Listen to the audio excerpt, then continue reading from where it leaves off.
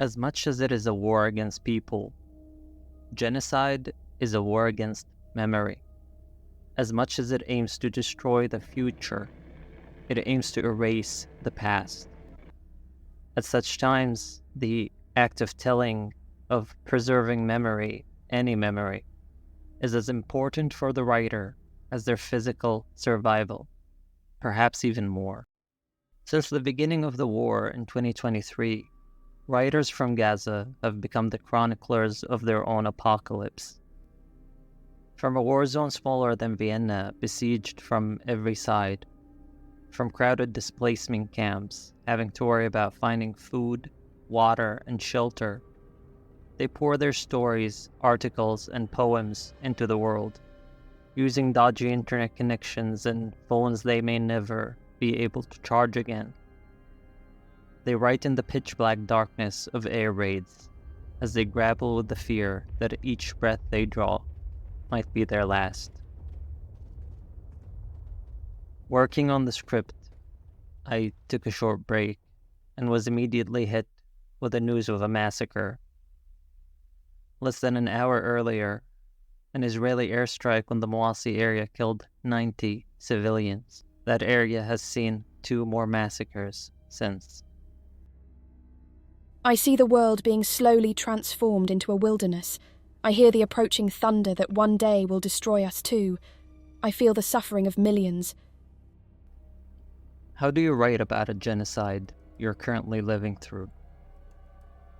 I've been thinking about this question quite a lot lately. As I read the news, as I worked on stories written by Gazan writers to a magazine I worked for, and as I sit here in my apartment in Ramallah, writing these very lines. Writing about any tragedy, especially one that is unfolding in real time, raises several difficulties for the writer, whether he is on the inside, trying to survive, on the outside, observing from a distance, or in my case, somewhere in between. While this is true in the case of any tragedy, I find it especially true in the case of genocide, an event so substantial that hardly anyone alive can be said to be completely detached from it. People are dead. People are dying. People are experiencing the darkest moments of their existence, loss and pain, both physical and mental, worse than anything I could dare imagine. What do you say about that? What do you write? And yet, if you're a writer, how do you not write about it? How do you write about anything else, really? What good is it to pretend that there's still beauty in the world? There's still something worthy of writing about, of imagining. While in the next room, the next city, the next continent, horrific suffering is taking place and there's nothing you can do to stop it. To write poetry after Auschwitz is barbaric. In his famous words, the German philosopher Theodor Adorno challenges the ethical implications of creating art in the wake of such horrors.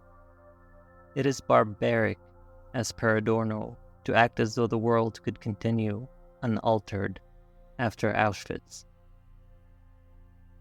In the writings of survivors of wars, conflicts, and genocide, I couldn't help but feel a sense of shame, the shame of continuing to live despite what happened, the shame of writing at such times. Shame was, in fact, one of the first obstacles I had to wrestle with to write this. I wrote secretly at first, but as more people learned that I was writing and recording, they would tell me, "Put that in your book," or "Tell them about that." Makdisi's wartime diary, written during the Israeli invasion of Lebanon in 1982, shows us exactly how she dealt with that feeling of shame. It is the people around her. Survivors of atrocities often want their stories to be told by any means possible, and if a writer possesses the talent to convey these stories, some would argue it becomes her responsibility to write. Almost 2 decades after his famous words, Adorno seems to walk back on his previous stance. Perennial suffering has as much right to expression as a tortured man has to scream. Elie Wiesel's Night, published in 1960, needs no introduction. It tells the story of Elie's survival in Auschwitz during the Holocaust. Elie, who was 15 at the time, and his family were taken to the concentration camp where his mother, father, and sister were murdered. Written in Yiddish, Night's original title was "And the World Remained Silent." Wiesel believed strongly that as a witness it is one's responsibility, one's moral obligation, to report the injustice of which one knows, a process which, he believed, creates even more witnesses. I believe firmly and profoundly that anyone who listens to a witness becomes a witness. So those who hear us, those who read us, those who learn something from us, they will continue to bear witness for us. This idea gives great power and great purpose to the writer. By telling his story or the stories of others, the writer fulfills an obligation that will create countless witnesses, burdened as much as he is with the responsibility of telling. In 1982, the Israeli army laid siege to West Beirut, where over 600,000 civilians lived. The Palestinian Liberation Organization and their Lebanese and Syrian allies hunkered down. West Beirut and all those in it were cut off from the rest of the world, and Israeli jets plowed the city from the air, killing hundreds. One day the bombardment was so intense, so brutal, that the US ambassador to Lebanon at the time called it a blitz against West Beirut, in reference to the horrific Nazi German bombardment of London during the Second World War. The siege of West Beirut lasted for 68 days, during which the people in the city, under constant threat of air raids, endured the lack of water, food, and outside communications. Among those besieged in the city was the legendary Palestinian poet Mahmoud Darwish. I have no personal wish other than to make a cup of coffee. With this madness, I define my task and my aim. All my senses are on their mark, ready at the call to propel my thirst in the direction of the one and only goal: coffee. Although he came very close to death, although his apartment was bombed, his study destroyed, and his books burned, Darwish survived, and by the end of the siege he left Beirut. A few years later, Darwish locked himself in his Paris apartment and spent almost 90 days attempting to describe that one day of bombing, the Blitz of West Beirut. He ended up writing Memory for Forgetfulness, his own personal account of that single day as he lived it. The hysteria of the jets is rising. The sky has gone crazy, utterly wild. This dawn is a warning that today will be the last day of creation. Darwish was well aware of the questions of how and why to write during such times. He seems even conflicted about whether or not he should write at all. In the book, he recounts a conversation he had with a journalist during the siege. At the Hotel Commodore, the stronghold of foreign journalists, an American newsman questions me. "What are you writing in this war, poet?" "I'm writing my silence." "Do you mean that now the guns should speak?" "Yes, their sound is louder than my voice." I say the wounded, the thirsty, and those in search of water, bread, or shelter are not asking for poetry. And yet, he wrote, and he even criticized those who questioned the value of writing, those who dismissed poetry because it is unable to change the world. At this particular moment, with jets plowing our bodies, these intellectuals, hovering over a missing body, are demanding poems that match air raids, or at least upset the balance of forces.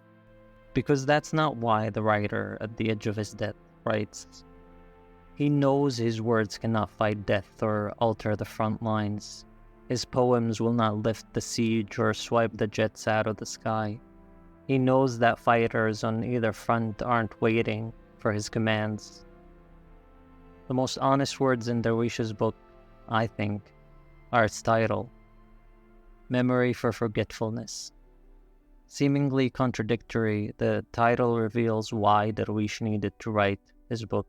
By turning his memories into words, he shifted the weight and responsibility of those memories from his shoulders to ours. And with that weight gone, he could finally, and without guilt, try to forget.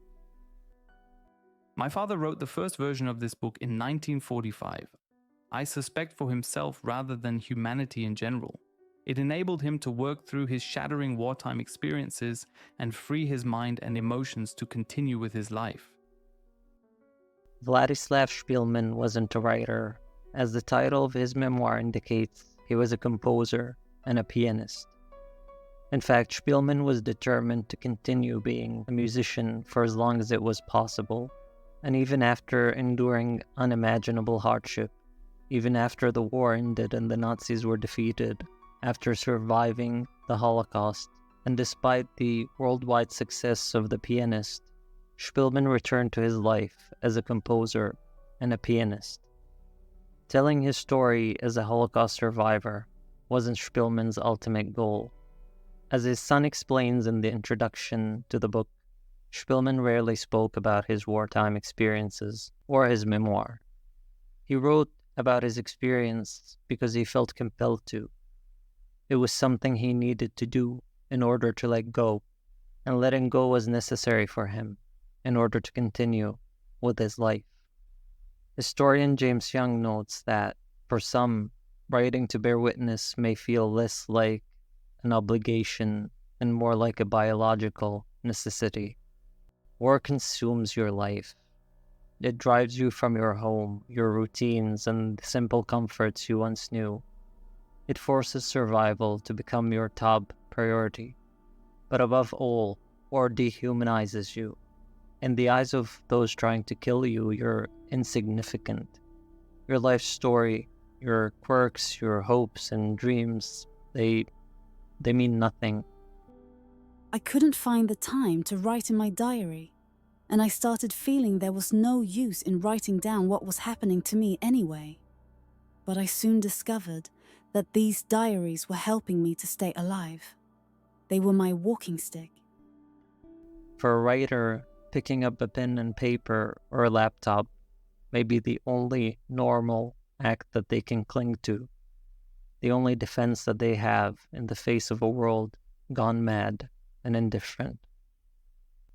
Or as the key author of human history, rabbis used to have a name for the histories of nations, Sefrei Milhamot, the books of wars. But no war was ever fought between two people. War is big, so big that it can become abstract, unreal even. The army came, the city was besieged, the hunger killed most, the shells killed the rest. But for those who lived the siege, any siege, for those under the bombs, for those in the camps and those in the trenches, each moment felt infinite, filled to the brim with sensations, thoughts, and fears too numerous to count, too big for any history book to envelop. Starting in 1941, the Nazis besieged the Soviet city of Leningrad. For 872 days, the city's population suffered immensely from the shells and the bullets, but it was the hunger that killed most of the 1.5 million victims, half the population of the city. The siege of Leningrad is, and hopefully forever will be, the deadliest in human history. 1 million people died of starvation alone. 1 million people shared the most needless, most painful death. Cynthia Simmons' book, Writing the Siege of Leningrad, offers us an intimate look at the lives of Leningrad's women through their testimonies written during and after the siege. The women of Leningrad were the most important factor in the city's survival. They defended the city, took over most jobs, rescued the wounded, and helped the sick. Through their writings and stories which Cynthia collected, we witnessed firsthand how the city changed, how it buckled under the siege, and how hunger and death became part of daily life. One detail the author highlights from many testimonies is how numerous women expressed their sorrow over how hunger affected the shape of their bodies. They felt it robbed them from their femininity, as starvation made it difficult to distinguish between men and women and the young and the old. One story the book mentions is of Elena Martila, an 18-year-old artist, who recalls that on more than one occasion children referred to her as grandma. I can't fully grasp the scale of 1,000,000 people, but I can understand the deep sadness an 18-year-old would feel being mistaken for a grandmother. I can vividly picture historian Lydia Ginsburg looking down at her thinning body and discovering it bone by bone. I can also picture the story Makdisi shares about a man from one of Beirut's poor neighborhoods who, out of desperation, raided a supermarket in the wealthy part of town. After collecting dozens of cans and making the dangerous trip back home, his neighbor tells him that the cans were actually cat food. They make food for cats. I thought we could live on this for weeks, and it is only good for cats. Despite its enormity and complexity, war is endured by real people like you and me. So much effort is put into obscuring that fact, into dehumanizing the victims of war. Because when we lose what we have in common with them, when they become others, enemies, terrorists, or numbers, we become much easier to be silenced, to be sidelined, and made complicit. I wrote as a witness to the common experiences of common people, feeling that in the trial of history there should be a record, a vindication of their pain. In her book, We Crossed the Bridge and It Trembled, Wendy Perlman interviews dozens of Syrian refugees. Wendy simply lets them speak and records what they have to tell, because as she puts it, it can be difficult to find chances to listen to actual Syrians as human beings. In these testimonies, we witness ordinary people describing monumental moments, events that changed the course of a country and possibly the world, spoken about in the most mundane ways. I remember when they dropped a barrel bomb for the first time. The house shook and all the windows shattered. Those barrel bombs, a small detail in a small testimony in a small book, erased entire cities, becoming a defining feature of a war that not only destroyed a country, but also displaced millions of its people, leading to the so-called refugee crisis in Europe. My alcoholic uncle also survived. When the army came to his house, he was naked and kept shouting, "Viva Assad! Viva Hafez! Viva the military!" 2 decades earlier, Wendy embarked on a similarly ambitious but perhaps more dangerous project.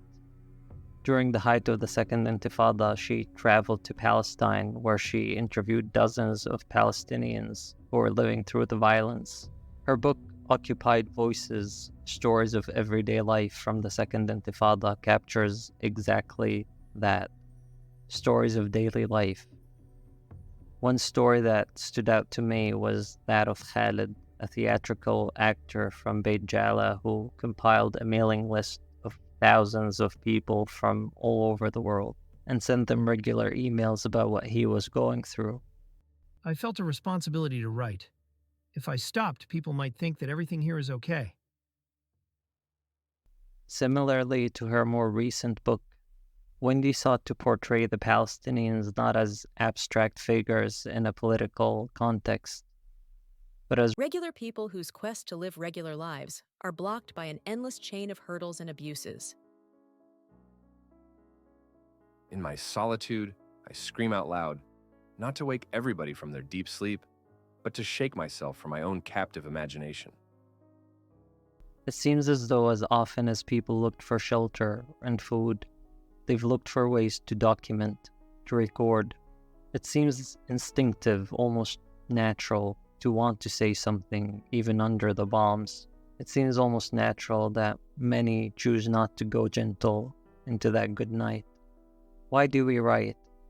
For the same reason we seek company, the same reason people huddle together when the bombs fall, the same reason bodies of family members in Gaza are often found close together in the rubble. The one looking for a paper in the midst of this hell is running from a solitary to a collective death. He is looking for a pair of human eyes. When atrocities happen, we're all part of them, one way or another. You could, of course, choose to ignore what's happening, but even making that choice, you're engaging with what's happening. You are part of it. To bear witness, to stay sane, or merely to escape a lonely death, it is an innate part of human nature to record, to remember. Writing in the face of genocide asserts that individual lives matter, that stories deserve to be told, that memory must be preserved. Whether it's Mahmoud Darwish seeking a pair of human eyes, or a Gazan writer today tweeting amidst air raids, we write because we must.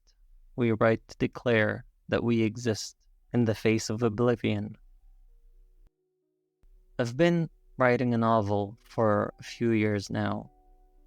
I don't want to give too much away for all four of you who watch this, but it's about disappearances, about what it means to be seen or unseen. I was, in one way or another, inspired by the pandemic and the scenes I remember of empty cities around the world. Lately, however, the novel's background and ideas have changed and shifted. The themes and even the events have largely remained the same, but suddenly it has become about something more concrete. Suddenly it has become about living in the shadow of the genocide in Gaza. Because how could it not be about that? I read Night in my early 20s.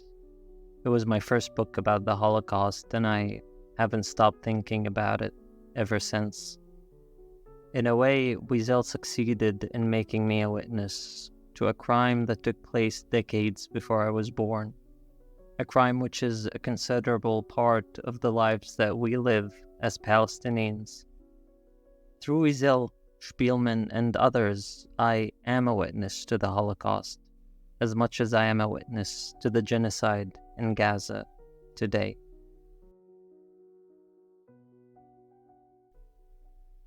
Despite the heavy subject, I'm glad I made this video essay. I have found a lot of value in the books and articles I read researching this, and in the thoughts and ideas that they conjured up in me, and I hope that you've found some value in it too. I know I haven't proven myself just yet, but this is a passion project, and I'm committed to it, and I'm planning on making about a video each month. Thank you, and if you choose to come back, I'll see you next time.